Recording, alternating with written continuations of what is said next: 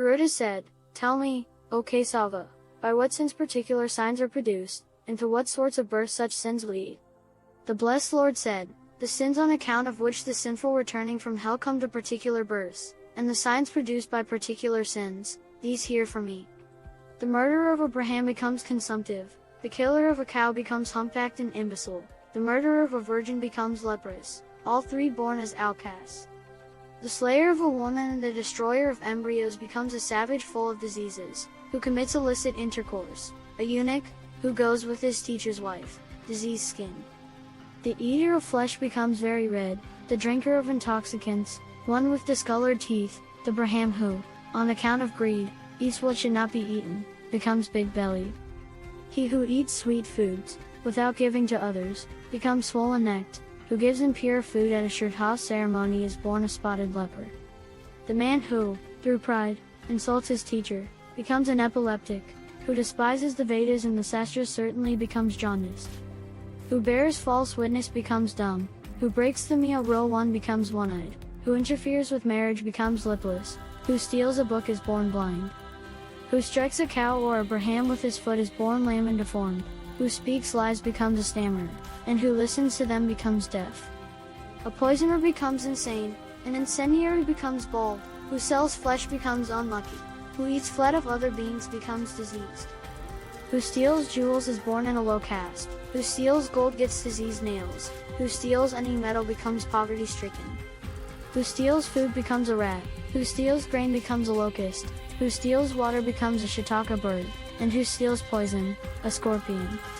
Who steals vegetables and leaves becomes a peacock, perfumes, a muskrat, honey, a gadfly, flesh, a vulture, and salt, an ant. Who steals beetle, fruits and flowers becomes a forest monkey, who steals shoes, grass and cotton are born from sheep's wombs.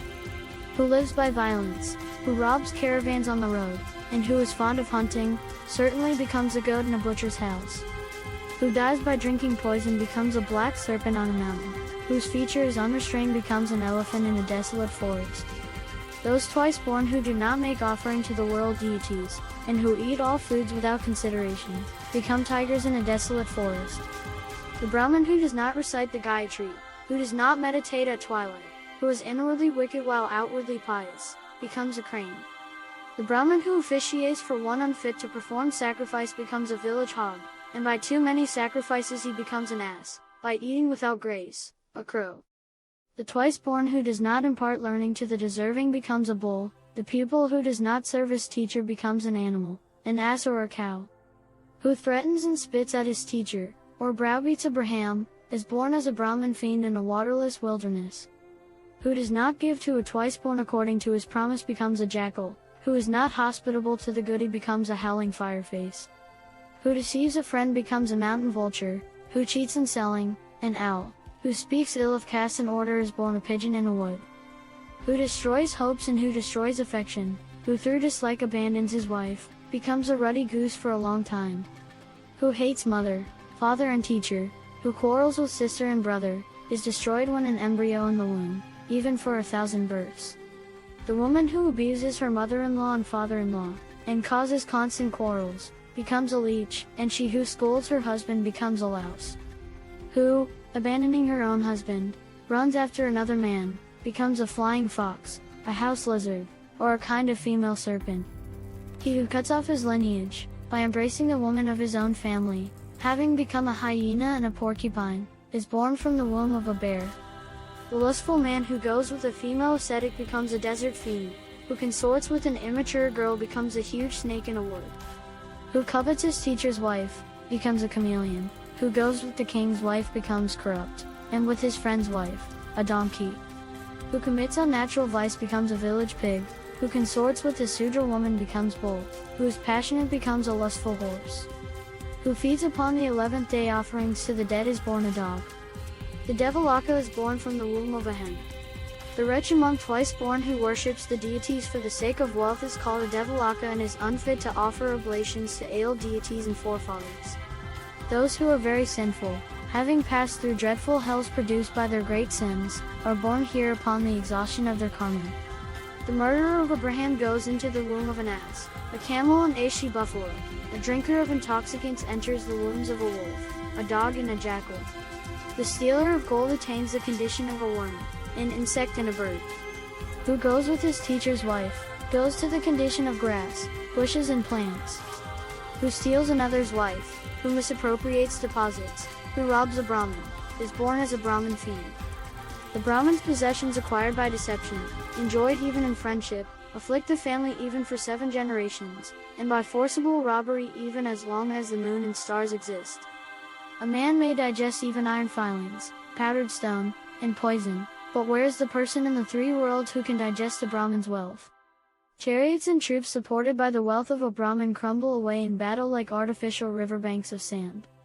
By appropriating temple property, by taking a Brahmin's possessions, and by neglecting Brahmins, families become broken up. He is called a neglector who, instead of making a gift to one who is well read in the Vedas and Sastras and has resorted to him, gives it to some other. But it is no neglect if the Brahmin is without Veda knowledge. It would be like offering to ashes instead of to the blazing fire nearby. Having neglected, O Tarksya, and having experienced the results in the successive hells, he is born blind and in poverty, becoming not a giver but a beggar. Who takes away a plot of land, which was given by himself for another, is born for 60,000 years as a worm and excrement.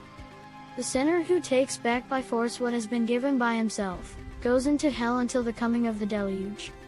Having given the means of subsistence and a piece of land, he should then protect it firmly. Who does not protect, but robs, is born as a lame dog. Who gives the means of support to Brahmins attains fruit equal to that of a lock of cows. Who robs Brahmins of their means of support becomes an ape, a dog and a monkey. These and other signs and births, O Lord of birds, are seen to be the karma of the embodied, made by themselves in this world. Thus the makers of bad karma, having experienced the tortures MFL, are born with the residues of their sins, in these stated forms. Then, obtaining for thousands of lives the bodies of animals, they suffer from carrying burdens and other miseries. Having experienced as a bird the misery of cold, rain and heat, he afterwards reaches the human state, when the good and evil are balanced. Man and woman having come together, he becomes an embryo in due course. Having suffered the miseries from conception onwards to death, he again dies. Birth and death are the lot of all embodied beings, thus turns the wheel in the 4 kingdoms of beings. As the wheel of time turns, so mortals revolve by my magic. They revolve at one time of earth, at another in hell, held fast by the noose of karma. He who does not my gifts becomes poverty-stricken, and through poverty he commits sin. By the force of sin he goes to hell, and is again born in poverty and again becomes sinful. Karma which has been made, whether good or evil, must inevitably be suffered. Karma not suffered does not fade away even in tens of millions of ages.